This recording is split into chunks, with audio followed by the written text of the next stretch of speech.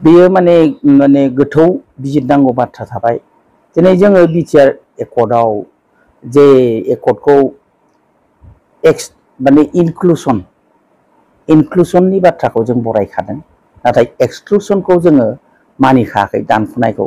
बबेखानि बे इनक्लुसनावबो area extension and inclusion बेवहाय कन्टिगुवास बाथ्रा लिरनाय दङ। कन्टिगुवास नङाबा बे बोरै जानो। थेवबाबो सेटेलाइट बेसिसाव दिनै माने जाय बिथांमोना एकर्डखौ खालामनानै लाबोदों बिथांमोना मोनसे रेकर्ड दोननो हिसाबै दिनै गहपुर, बिश्वनाथ आरो ढेकियाजुलि बे ओनसोलनिफ्राय गोबां जोंनि रायजो राजा बर'फोरखौ स्पेसियेलि बर' भटार्सफोरखौ बिथांमोना लाबोदों। जोङो गाज्रि मोनाखै, दुखु मोनाखै, बिथांमोननि खामानिखौ जों दुखु मोनाखै। मानो होनोबा बिथांमोनहाबो ओरैबो ओरै जाया ओरैबो जाया गोनो गोथो जानानै दंमोन। बबेखानि नाथाय चेनेलनि गेजेरजों बाहाय बिथांमोना मोनसेबो अफिसियेल सुबिदा गैया। बेनिखायनो जोङो इस्ताहाराव नैबे बिटिसि इलेक्शननि जे जेनेरेल इलेक्शन जानानै थांबाय बिनि इस्ताहाराव जों स्पष्ट बुंदों जे बेवहाय बिजिटिसिनि बेबस्थाखौ खालामना होनाय जागोन। सरकार फायखांनायनि उनाव हाग्रामा महिलारि बिथाङा कमिटमेन्ट होदों आरो जोंबो इस्ताहाराव बेखौ थिखांदों। बेवहाय माने बिजिटिसिनि बाथ्रा बेवहाय गायसनहैनाय जागोन। आरोबाव बेवहाय साब डिभिजन अफिस मोनसे नांगोन, नङाबा एखेबारे गहपुरनिफ्राय उदालगुरिसिम थांलाय फैलाय खालामनायाव बिथांमोना जोबोद खस्थ' जागोन। ओंखायनो बेवहाय मोनसे साब डिभिजन अफिसखौ लुनाय जागोन आरो माखासे आद्रा थाबोनाय गामिखौ मावफुंगोन होननानै जोंहा कमिटमेन्ट दङ आरो जों बेखौ इस्ताहारावबो सोखाबाय। आरो बेखौ बोरैबा जों बेखौ एखेबारे कन्टिगुवासलि लाबोनो हायो, बिटिसि एरियाजों बिटिसिआव बोरै जों सोसननो हायो बे जोंनि नाजानाय थागोन। बबेखानि बे बिटिआर एकर्डनि गेजेरजों जे माने एक्सक्लुसननि बाथ्रा दङ बे गनायथावनाय नङा। आरो बिथांमोनहा जे एकर्डआव माखासे दफाफोरखौ लिरनानै लाबोदों माबा माबि डेभेलपमेन्टनि बाथ्रा, बे जाथावना नङा। इन्डिया गभर्नमेन्टआ बेखौ मानिथावना नङा। बेयो जोंनि बिटिसि डेभेलपमेन्टनि गेजेरजों सानसेब्लाबो बेफोर इउनिभार्सिटिफ्रा जों हयथ' मालाबाबो लाबोनो हागोन। नाथाय जोंहा बेबायदि धरननि मोनसे कस्मोपलिटान सिटि बा दिनैबो जोंहा महानोगोराव सृष्टि जायाखै बिथांमोननि दफाफोरखौ मावफुंनो थाखाय। ओंखायनो भारत सरकाराबो बिथिङाव रेजेक्ट खालामखाबाय। दा गुबै जिनिसा बिटिआर एकर्डआव मावथारनांगौ दङब्ला एनडिएफबिनि केसफोरखौ उइड्र खालामनांगौ। दिनै एनडिएफबि बिथांमोनहा केसआ उइड्र जाथारनांगोन। जायफोरबो गबोदों नाथाय बिथांमोना जामिनावसो गबोदों। जामिनाव गबोनाय माने बे जोबोद खस्थ'। सोरनाबा बिथांमोननि केसआ गुबुन जायगायाव दङ। दा बेवहाय थांनानै बिसोरो कर्टआव हाजिरा हैबाय थानांगौबा मोनसे पानिशमेन्ट। ओंखायनो बिथांमोननि केसआ बोरै उइड्र जागोन बिनि सायावबो बिटिसि गभर्नमेन्टआ बेखौ नोजोर होनाय जागोन। रन्जन दैमारिखौ लाफानानै बे बाथ्राफोरखौ जों बुंदों। रन्जन दैमारिखौ लाफानानैनो जेसेबां दङ लाइफ सेन्टेन्स जानायबो दङ। दा मोनसे एकर्ड खालामखांनायनि उनाव बेबायदि थालायनांगौआ जोबोद दुखु गोनां। दिनैहाय जोङो नुदों बिटिआर एकर्ड खालामबाय। बिटिआर एकर्डआव बबे दफाखौ मावफुंखो? बे गहपुर, बिश्वनाथ, सनितपुरनि रायजो राजाखौ सोसननायखौनो बिसोर बिराद क्रेडिट होनानै सानदों। दिनै आं दुलाराय बर' फरायसा आफादखौ बे खेत्रआव आं मोनसे समाल'सना खालामनो लुबैगोन। बिथांमोना बे बोसोरबायाव बिटिआर एकर्डनि नामाव दिनै मानो जायफोर सान्थिनि थाखाय सुक्ति खालामदों, सान्थि सुक्तिया सोरजों जायो? एक्सट्रिमिस्टफोरजों जायो। बिएलटिजों जे सुक्ति जादोंमोन 2003 सनाव बेबोथ' सान्थि सुक्तिमोन। बेवहायथ' दुलाराय बर' फरायसा आफादा एकर्डआव सिगनेसार होआखै, आबबो दंमोन होआखै, रावबो होआखै। बिथांमोना साननाय दंमोन जे एक्सट्रिमिस्ट ग्रुपजों जों थाफाया। इउजि ब्रह्म बिथाङाथ' थोंजोङै बुंदोंमोन जे एक्सट्रिमिस्ट ग्रुप बिएलटि बिसोरजों एबसुआ थाफाया। बे मोजां खोथा, जायनि थाखाय एबसुखौ सेपारेट स्टेट मुभमेन्टखौ दैदेनलांबाय थादों होनलायनाय बाथ्रा जादोंमोन। नाथाय बिथांमोनहा सेपारेट स्टेट मुभमेन्टनि नामाव जेरैबायदि 17 बोसोराव जे संग्रामखौ खालामदों बिथांमोनहा बेखौ जों नाटक बायदि नुदों। नङामोनब्ला नैबे 2020 सननि 27 जानुवारियाव जे एकर्ड जाबाय, खुनु मोनसे एमअएसखौ पाब्लिश खालामालासेनो, पाब्लिसिटि खालामालासेनो जाबाय, एनडिएफबिजों जानांगौ बाथ्रायाव जाबाय। दिनै एनडिएफबिजोंनो जुदि सान्थि सुक्तिया जादोंमोनब्ला बेवहाय प्रमद बर'आ एक्सट्रिमिस्ट ग्रुपजों, जाय बिथांमोनहा एक्सट्रिमिस्टमोन, समाव टेरराइज एक्टिभिटिसबो जाबोदोंमोन, बिथांमोनजों ओरैहाय सुक्ति थाफाखो? बिएलटिनि समाव थाफायाखै एबसुआ। दा बे प्रश्नआ जों साफ्रोमबो बर' हारिनाव सोंनाया दङ।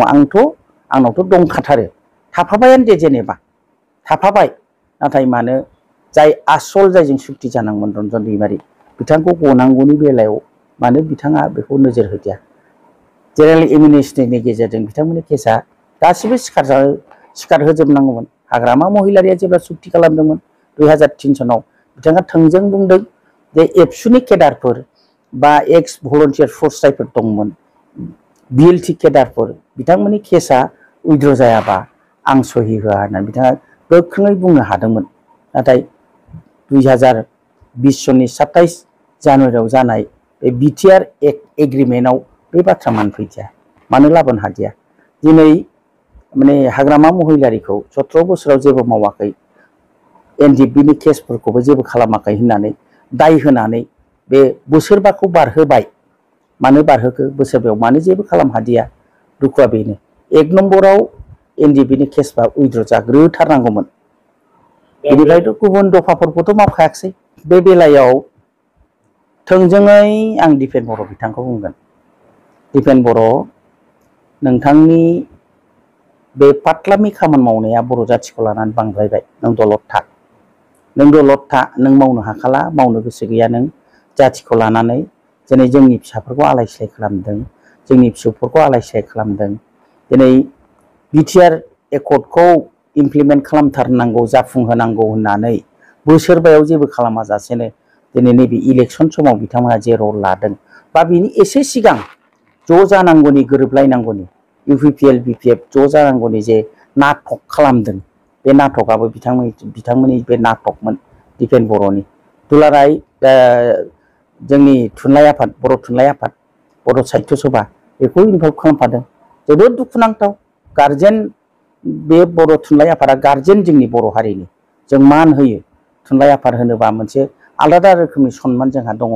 जों ओंखायनो बारा बाथ्रा बुङा। दुलाराय बर' फरायसा आफादखौ लानानै जों बारा बुङा। नाथाय दिपेन बर' बिथाङा जेरैबायदि रल लादों, बे नाथाय दिनै जोंनि खुगायाव जों रायज्लायनो बाध्य। मैया सम इलेक्सननि सिगां एबसुनि थाखाय नंगौ खोथाखौ बुंब्लानो बिथांमोना बिग्रायखाङोमोन। प्राइमारि प्रेस मिट खालामहोनानै सोरखौबा निन्दा खालामनाय, सोरनिबा बुन्था सावनाय, बिथांमोननि केरेक्टारा दिपेन बर'नि समावसो नुजादों। सिगांनि एबसुफोरनि समाव नुजायाखैमोन। जाथिखौ सोर सिबियाखै? जायफोरबो दिनै बाथ्रा बुंदों, एबसुनि भुलफोरखौ नुना बुंदों, बिसोरबो हारि सिबियारि नङा नामा? बिथांमोनाथ' हारिनि थाखाय थैस' थांस'।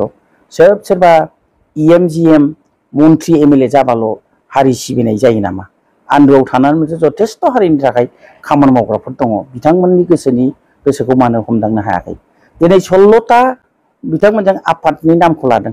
हारिमु आफादखौ लाफानानै, थुनलाइ आफाद, आइजो अनसाय आफादखौ लाफानानै, 16ता आफादफोरखौ लाफानानै दिपेन बर'आ जे लिडारशिप लानानै ज' जानायनि बाथ्रा बुंदों, एपिपिखौ मानो रायखाङाखै? बनसुखौ मानो रायखाङाखै? आरो गोबांथार दङ। आरो बर' जाथियाव इन्टेलेक्सुयेल गैया नामा? गिदिर गैया नामा? जों लागोआव स्कलारफोर गैया नामा? बिथांमोनहा बे ज' जानाय हाबाफारियाव दायित्व गैया नामा? बिथांमोनखौ मानो इनभल्भ खालामाखै?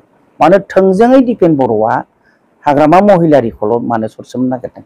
बे जोंनि गेजेराव मोनसे प्रश्न। दिनै ज' जानायनि बाथ्रायावबो बिथांमोनहा थोंजोङै बुंबाय, प्रमद बर' आरो इउजि ब्रह्म बिथाङा बिथांमोननि रायज्लायनायाव फैदों होननानै। बिथांमोनहा माबायदि फैदों फैयाखै जों नुवाखै, खारन बिथांमोननि रिटिनजों जेबो लेटार नुवाखै। हाग्रामा महिलारियाथ' रिटिन स्टिक हरदोंना, लिरनानैनो लाइजामखौनो हरदों, रायज्लायनायाव आंहा गोसो दङ, समखौ मानो नेयाखै? आरो माने इलेक्सननि सिगाङाव बाध्य खालामनानै मा खालामनो नागिरदोंमोन बे दिनै स्पस्ट' साफ्रोमबो रायजोआ मिथिगौ।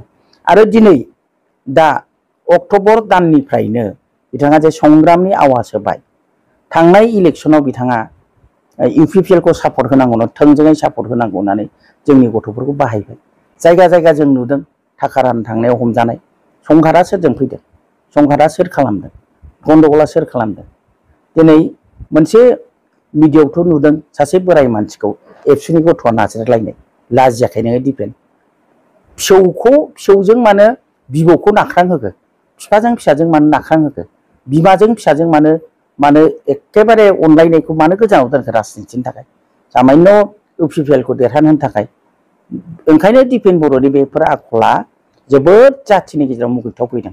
आं स्ट्रंलि बुंगोन आंबो संग्रामजों फैनाय मानसि आंखौ बर' हारियाव मिथियै रावबो गैया होननानै बुंबाबो गोरोन्थि जानाय नङा आरो आंहा जथेस्थ कन्ट्रिबिउसन दं बे हारियाव ओंखायनो आंहा बुंनो मोन्थाय दङ बुंनो मोन्थाय गैया बुङो एबसुनि सायाव जोंहा मोन्थाय गैया नामा जों एबसु नङा नामा एबसु सोरजिनायाव जों गैया नामा एबसुखौ लानानै जोङो गौरब खालामबोआखै नामा जों दिनैसिमबो एबसुखौ मान होयो एबसुखौ मान होयो नाथाय दिपेन बर' नोंखौ मान होनो हाया आं गनायनो हाया दिपेन बर'नि डिसिसनाव आरो दिपेन बर' दलद थानाया मोजां नों हाखाला जोंनि गथ'फोरनि सायाव बुखावनाय दालाबोसै आरो संग्रामनि नामाव दिनै हाग्रामा सरखार फैबाल' संग्राम खालामगोन नामा नोङो मा लाबोनो नागिरदों दिनै सान्थि प्रक्रियाजों फैनो नागिरदों नोंथाङा लुबैदोंमोन बिपिएफ इउपिपिएल ज' जानांगौ होमबा दिनै हाग्रामानि सरखाराव मानो मरेल सापर्टनि गेजेरजों मानो हाबफानांसिगौ होननानै मानो बुंनो हाया दिनै मानो अपोजिशननि स्ट्रं रल लाहोनायावसो मानो नाजादों नोङो दिपेन बे गोरोन्थि नोंनि